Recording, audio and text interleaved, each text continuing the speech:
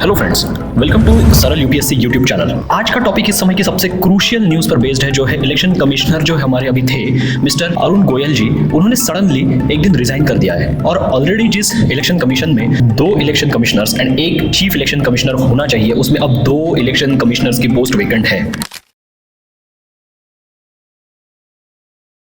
उससे पहले एक एक्साइटिंग न्यूज़ शेयर करनी है हमें आप सबके साथ। अगर आप लोग भी ओल्ड राजेंद्र नगर की यूपीएससी इंडस्ट्री से तंग आ चुके हैं और भीड़ से अलग होकर यूपीएससी रैंकर्स की लिस्ट में अपने आप को देखना चाहते हैं, तो आपके लिए हम लाए हैं सरल यूपीएससी रैंक 1 फाउंडेशन बैच 2025 के यूपीएससी एग्जाम को क्लियर करने के लिए। इस बैच में आपको 10 मंथ्स के ड्यूरेशन में 2 बोनसेस मिलेंगे, जिनमें एक मेंटर बड़ी आपको असाइन किया जाएगा, जो आपकी ओवरऑल लाइफ को ही सरल बनाएगा, फिर वो चाहे प्रिपरेशन से रिलेटेड हो या मेंटल हेल्थ से या पर्सनल लाइफ से भी। और दूसरा, आपको मिलेगा एक AI backed smart test series, जिससे आपको रियल टाइम में आपकी प्रिपरेशन के एक माइन्यूट एरिया में कैसा परफॉर्मेंस हो रहा है ये पता चल जाएगा। तो देर किस बात की, आज ही डिस्क्रिप्शन में नीचे दिए गए लिंक पर क्लिक करके अपनी यूपीएससी की रैंक इंश्योर कर लीजिए। सिर्फ एक चीफ इलेक्शन कमिश्नर के अंडर लोकसभा इलेक्शंस जैसे देश के सबसे बड़े और सबसे इंपॉर्टेंट इलेक्शंस को अगर किसी भी डेमोक्रेसी में करवाना पड़े तो ये मुश्किल होगा, है ना। मतलब अगर डेमोक्रेसी को जिंदा रखने के लिए और free and fair elections conduct करवाने के लिए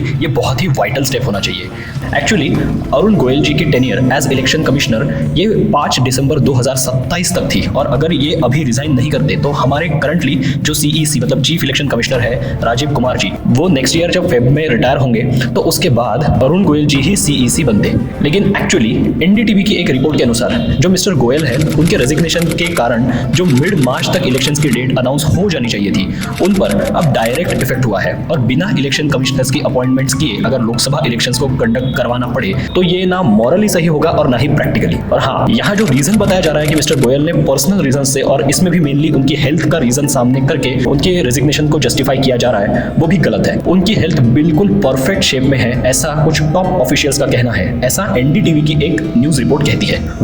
मिस्टर गोयल ने देश की राष्ट्रपति द्रौपदी मुर्मू जी को अपना रेजिग्नेशन सौंप दिया है और वो एक्सेप्ट भी कर लिया गया है, ऐसा लॉ मिनिस्ट्री की एक नोटिफिकेशन कहती है। एक्चुअली पिछले दिनों एक काफी बड़ी डिबेट हमारे देश में और पार्लियामेंट में चली, और वो थी सुप्रीम कोर्ट के एक जजमेंट के बाद, जिसमें सुप्रीम कोर्ट के 5 जजेस के कॉन्स्टिट्यूशन बेंच ने मार्च 2023 में इलेक्शन कमीशन की इंडिपेंडेंस पर बहुत जोर दिया और Dinesh Goswami committee on electoral reforms 1990 and law commission की 255th report on electoral reforms के रिकमेंडेशंस को यहां नोट किया। और आर्टिकल 142 का यूज, जिसके अंडर सुप्रीम कोर्ट को किसी भी मैटर पर कंप्लीट जस्टिस करने की एक एक्स्ट्राऑर्डिनरी पावर मिलती है,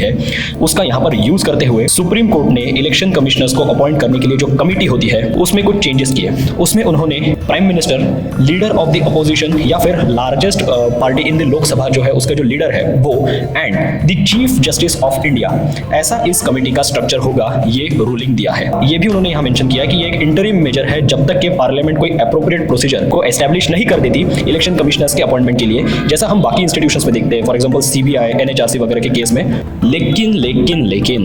गवर्नमेंट को शायद ये पसंद नहीं आया और उन्होंने इसको पार्लियामेंट में नलीफाई करने का ठान लिया, एंड अकॉर्डिंगली गवर्नमेंट एक बिल लेकर आई और उसके अकॉर्डिंग इलेक्शन कमिश्नर्स की अपॉइंटमेंट के लिए जो कमिटी रहेगी उसमें PM, एक union minister and the leader of opposition होंगे, ऐसा कहा गया। इस बिल में जो एक्ट अमेंड हुआ है वो है इलेक्शन कमीशन एक्ट 1991। इस अमेंडमेंट के अकॉर्डिंग जो देश के राष्ट्रपति है वो इलेक्शन कमिश्नर्स को अपॉइंट करेंगे, और जो सिलेक्शन कमेटी है जिसमें PM, leader of opposition and एक यूनियन मिनिस्टर होंगे, उसमें से अगर कोई वैकेंसी रह जाती है, मतलब कोई मान लीजिए उस मीटिंग में प्रेजेंट नहीं हो पाता है जब ये डिसीजन लिया जाता है, तो भी उस कमेटी के जो रिकमेंडेशंस है वो वैलिड माने जाएंगे, ऐसा प्रोविजन यहाँ पर मेंशन किया गया है। एक सर्च कमेटी यहाँ पर रहेगी जो कैंडिडेट्स के नाम सर्च करेगी और एक लिस्ट ऑफ नेम्स, या जिसे पैनल ऑफ नेम्स कहते हैं, वो सिलेक्शन कमेटी को देगी, और इस कमेटी को हेड करेंगे हमारे जो देश के यूनियन कैबिनेट सेक्रेटरी वो। और एक और खास बात है, इस बिल में election commissioner and chief election commissioner को उनके टेन्योर में लिए गए ऑफिशियल डिसीजंस के लिए लीगल प्रोटेक्शन प्रोवाइड किया गया है। मतलब उनको यहाँ पर एक तरीके से इम्यूनिटी मिलेगी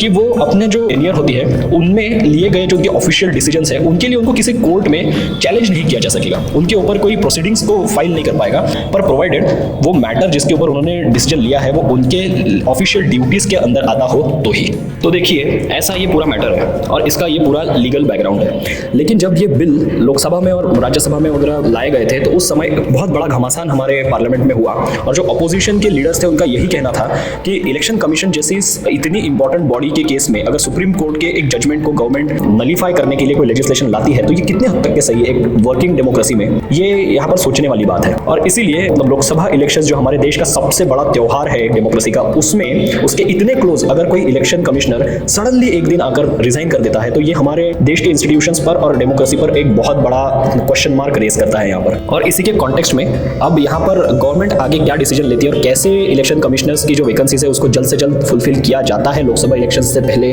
या नहीं, ये अभी एक देखने वाला मामला होने वाला है। तो don't worry, we will keep you updated. You just have to do one thing, just stay tuned and subscribe to our Saral UPSC YouTube channel.